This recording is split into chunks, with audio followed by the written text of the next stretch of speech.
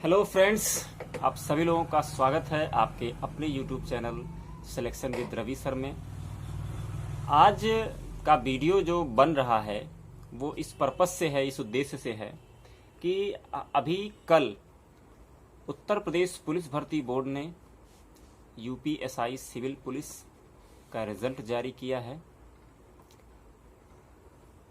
इसमें अब आगे की प्रक्रिया है कि इसमें अब मेडिकल होना है, लेकिन जो सुनने में आया, हालांकि कुछ प्रत्यक्ष देखने को ऐसा मिला नहीं, कुछ देखा नहीं गया, मेरे सामने ऐसा केस नहीं आया। मैं ये नहीं कह रहा हूँ कि होगा नहीं, मेरे सामने ऐसा नहीं आया। तो कुछ ऐसा देखा गया है कि कुछ बच्चों का नाम उसमें ऐसा आया है जो लोग इस स्कैम में पकड़े गए हैं, अनियमितता में पकड़े गए हैं या एग्जाम में धांधली के रूप में पकड़े गए हैं। तो ऐसे में रिजल्ट में अगर उनका नाम आ रहा है तो ये बहुत ही शर्मनाक है। मैं भर्ती बोर्ड से पुनः हाथ जोड़ करके निवेदन करूंगा कि आप जो भी ईमानदार व्यक्ति हैं, जो भी ईमानदार अभ्यर्थी हैं, आप उनका साथ दीजिए, क्योंकि आप जिस पद के लिए उनका चयन कर रहे हैं, अगर उसमें एक ईमानदार व्यक्ति का चयन होगा, अगर ईमानदार व्यक्ति किसी थाने में जाएगा, किसी चौकी का इंचार्ज बन के बैठेगा, तो वो जनता की सेवा करेगा। अगर कोई भी व्यक्ति पैसा दे करके हो रहा है तो आप ये समझ जाइए कि यहाँ समस्याएं पैदा होंगी, करप्शन बढ़ेगा। इसलिए मैं सरकार से भी निवेदन कर रहा हूँ कि आप इस पूरी भर्ती को पारदर्शिता में लाएं, जो भी कमियां हों उसको दूर कराएं, उसको भर्ती बोर्ड को निर्देशित करें कि किसी भी ऐसे गलत व्यक्ति का चयन ना हो जो उसका पात्र नहीं है। इसलिए मैं आप सभी लोगों से उम्मीद करता हूं कि आप अपनी पढ़ाई में लगे होंगे, किसी भी प्रकार की कोई समस्या आपको आएगी नहीं। पढ़ाई में लगातार लगे रहिए और जो भी होगा, मेरे लायक जो भी जानकारी होगी, जो भी मुझसे आप कमेंट बॉक्स में आप अपनी बातें रख सकते हैं। अगर आप कोई भी बात अपनी साझा करते हैं तो उस पर देखा जाएगा, जो भी समस्या होगी इसका समाधान किया जाएगा। लेकिन यह है कि गुड न्यूज भी है आप लोगों के लिए एक, कि लगभग 40,000 उत्तर प्रदेश पुलिस में विभिन्न पदों पर लगभग 40,000 पदों पर भर्ती हो रही है, जिसमें लगभग 35,000 के आसपास यूपीपी में सिविल पुलिस कांस्टेबल का आने वाला है। रेडियो ऑपरेटर की भर्ती प्रक्रिया चली रही है, उसका एग्जाम कभी भी घोषित हो सकता है। इसके अलावा तकरीबन 8,500 से अधिक पद पीएसी में आने हैं, यह भी आपको पता है। यूपीएसआई में 829 पद पुनः इसी मंथ के लास्ट तक या जुलाई में आने की पूरी उम्मीद है कि भर्ती प्रक्रिया शुरू हो सकती है, क्योंकि भर्ती बोर्ड ने कहा है कि ये प्रक्रिया में चल रही है, विभिन्न चरणों में चल रही है। तो विभिन्न चरणों में चल रही है मतलब एग्जाम वगैरह कराने के लिए एग्जाम सेंटर का चयन करना, सबसे पहले तो एजेंसी का चयन करना कि जो एग्जाम करवाएगी, क्योंकि भर्ती बोर्ड स्वयं से एग्जाम कराती नहीं है। इसलिए पढ़ाई में लगे रहिए, पढ़ाई से बिल्कुल भी मुंह मत मोड़िए और परिश्रम करिए। जो भी उसका फल होगा वो आपके परिश्रम पर निर्भर करेगा। जितना बढ़िया बेहतर से बेहतर कंटिन्यूटी, निरंतरता आपकी पढ़ाई में रहेगी, उतना बेहतर रिस्पांस आपको मिलेगा। और इसके साथ साथ आपको पता है कि इधर अब मेडिकल भी होना है। यूपीएसआई का जो 9,534 लोगों का चयन हुआ है, लेकिन अभी इसमें एक पेच है, और वो पेच ये है कि भर्ती बोर्ड का जो रिजल्ट आया उसमें जो दिया गया है सब, उसमें जो उन्होंने लिखा है नोटिफिकेशन टाइप में, अपने पत्र में लिखा है, हमने लोड करके उसको देखा, खुद से देखा, तो उसमें एक चीज लिखा हुआ है कि अभी हालांकि ये अंतिम चयन सूची तो है, लेकिन ये एकदम अंतिम नहीं है। एकदम अंतिम का मतलब ये कि अभी इसके बाद तो मेडिकल का प्रोसेस बचा हुआ है। हालांकि मेडिकल में सटने के चांसेस बहुत कम रहते हैं, क्योंकि अधिकतर लोग जो क्वालिफाई करते हैं, जो रनिंग वगैरह में एकदम बेहतर होते हैं, वो फिजिकली फिट होते हैं। लेकिन उसके बाद भी कुछ एक हो सकता है, कुछ परसेंट में लोग छड़ जाते हो, मैं इस पर बात नहीं करूंगा। जो ट्रिक है मैं उसकी बात कर रहा हूँ कि सबसे अंतिम चयन का मतलब ये कि अब आपको ऐसा होगा कि अब आपको कॉल लेटर दिया जा रहा है कि आपका ट्रेनिंग सेंटर कहाँ होगा, कि आपको ट्रेनिंग के लिए कहाँ भेजा जाएगा, आपको मेरठ भेजा जाएगा, मुरादाबाद भेजा जाएगा, गोरखपुर भेजा जाएगा, कहाँ भेजा जाएगा। तो ऐसे में इलाहाबाद हाईकोर्ट का जो खंडपीठ लखनऊ में है, वहाँ एक रिट याचिका लंबित है इस पर। इसलिए हाईकोर्ट ने उत्तर प्रदेश पुलिस भर्ती बोर्ड को यह स्पष्ट निर्देश दिया था कि आपकी प्रक्रिया जो भी है आप उसको चलाएं, उससे नहीं कोई मतलब है, लेकिन जो अंतिम चयन सूची जारी होगी वो बिना कोर्ट के आदेश के जारी नहीं होगी। यानी कि जब तक कोर्ट ये नहीं कहेगा कि ठीक है अब हमें कोई आपत्ति नहीं है और हम लड़कों के द्वारा की गई याचिका को खारिज कर रहे हैं, इसलिए इस भर्ती को उत्तर प्रदेश पुलिस भर्ती बोर्ड अपने स्तर से निष्पक्ष तरीके से अंतिम चयन सूची जारी करे।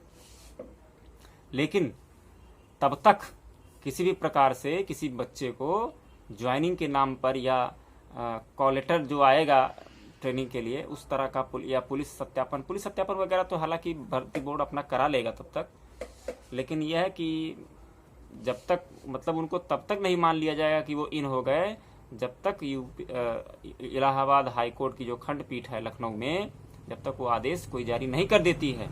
या तो इसमें चांसेस हैं, या तो लखनऊ खंडपीठ हाईकोर्ट का जो लखनऊ खंडपीठ है या तो भर्ती में वो री एग्जाम के लिए कहेगा, या तो भर्ती प्रक्रिया को रद्द करने के लिए कहेगा, या तो लड़कों के द्वारा की गई याचिका को वहाँ वो खारिज कर देगा। यही तीन चीजें हो सकती हैं मेरे हिसाब से, कि या तो लोगों की याचिका खारिज हो जाएगी, और या तो उनसे कहा जाएगा भर्ती बोर्ड से कि भाई आप री एग्जाम कराओ, इसमें धांधली हुई है, इसमें मेरे पास इतने ऐसे सबूत हैं, तो वो इलाहाबाद हाईकोर्ट अपना आदेश जारी कर देगा।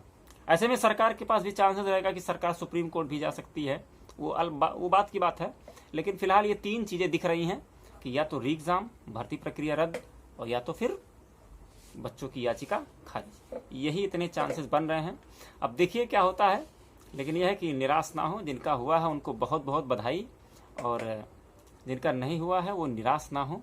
829 पद और आ रहा है, यूपीपी में कांस्टेबल का भी पद आ रहा है, इसके लिए भी आप अपनी तैयारी जोरों पर रखिए, कोई दिक्कत नहीं है। और लेखपाल का भी आपको पता है डेट टला है, 19 जून को था, वो 24 जुलाई को हो गया है।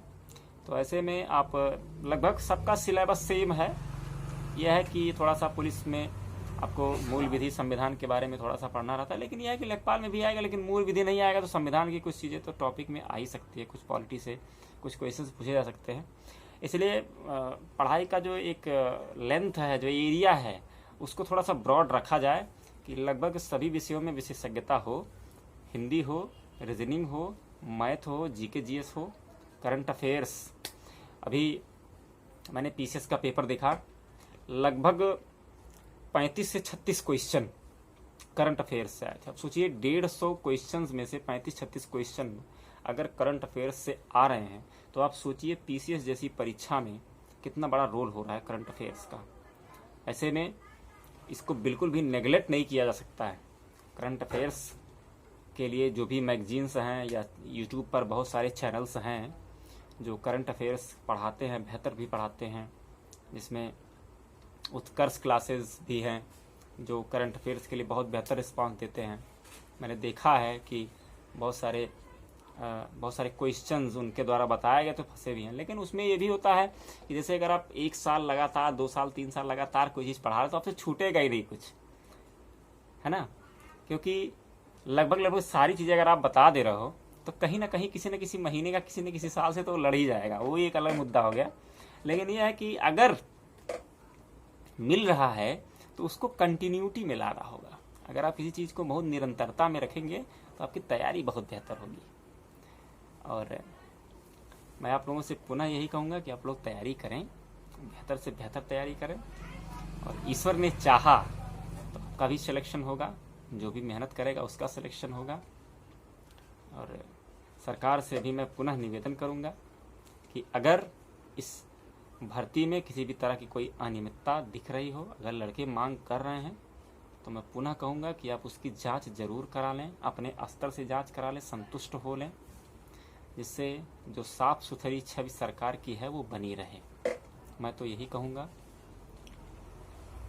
आगे सरकार सक्षम है, सरकार में बहुत सारे बुद्धिजीवी वर्ग हैं, ठीक ठाक अधिकारी हैं, सब ठीक है।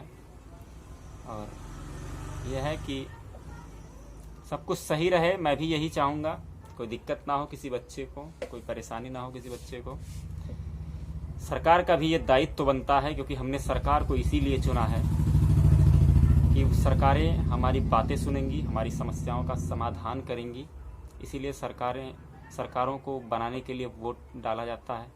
ये डेमोक्रेशियल प्रोसेस है और इसी के तहत उनको चुन के जनता ने ही भेजा है। तो ऐसे में मैं महाराज जी से भी निवेदन करूंगा, योगी आदित्यनाथ माननीय मुख्यमंत्री जी से भी निवेदन करूंगा कि आप इस मामले में गंभीरता से विचार कर लें कि कहीं कोई त्रुटि ना रह जाए, क्योंकि अगर कोई किसी एक गलत व्यक्ति का चयन होगा तो वो समझ जाए कि वो जिस भी क्षेत्र में जाएगा वहाँ वो अनियमितता पैदा करेगा।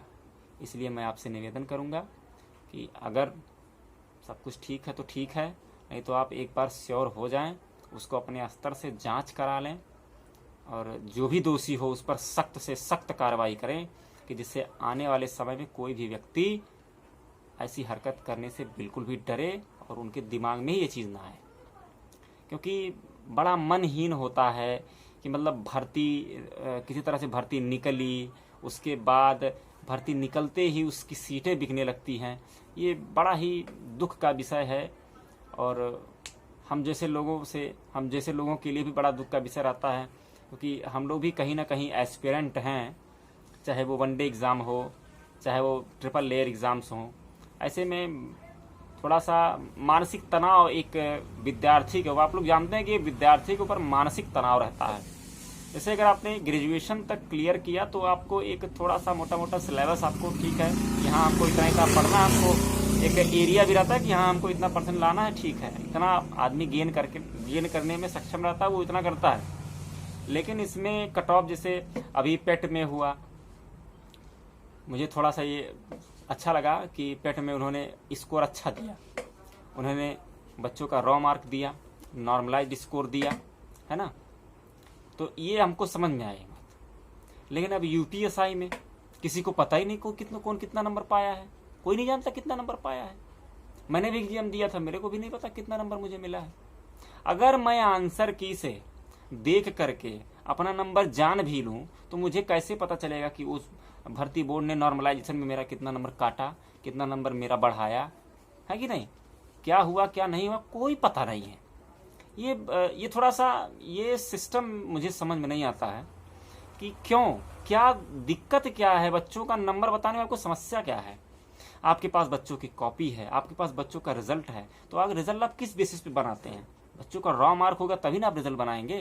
लेकिन पता नहीं कैसी मानसिकता है, क्या नियम कायदे हैं। हालांकि मुझे भाई भर्ती बोर्ड के नियम की जानकारी मुझे बहुत अच्छे से नहीं है, लेकिन मैं पुनः कहूँगा, अगर मेरा वीडियो देख रहे हैं, अगर मेरी वीडियो उन तक पहुँच रही है, किसी भी माध्यम से पहुँच रही है, चाहे कोई शेयर कर रहा है उस माध्यम से पहुँच रही है, ऐसे में मैं आपसे यही कहूँगा कि आप थोड़ा सा इस पर ध्यान दें कि जो भी एग्ज़ाम हो इसमें पारदर्शिता तभी आएगी जब बच्चों को उनका नंबर बताया जाएगा कि बच्चों का कितना। अब 2-3 शिफ्ट में 4 शिफ्ट में अगर पेपर हो रहा है